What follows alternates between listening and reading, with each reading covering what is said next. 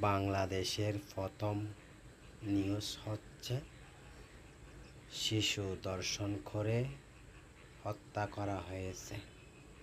প্রতিনিয়ত বাংলাদেশের প্রথম হেডলাইনে এই নিউজটা আসে সব জায়গায়। বাংলার জনগণ এগুলো আর কত দেখবে, আর কত দেখতে হবে আমাদের?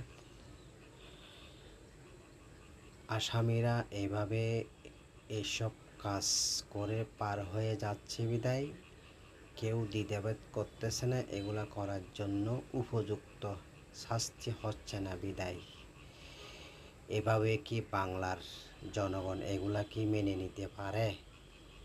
সবাই প্রতিবাদ করতেই হবে যার যার স্থান থেকে, যেন প্রতিনিয়ত এগুলা না হয়, এগুলা বন্ধ করতে হবে।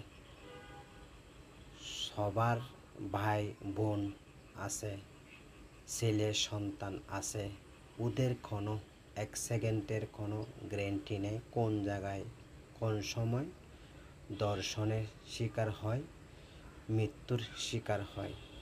সেজন্য বাংলার জনগণ এভাবে বসে থাকতে পারে না। এটা নিয়েই সরকারের কাছে জোরালো আবেদন করতে হবে।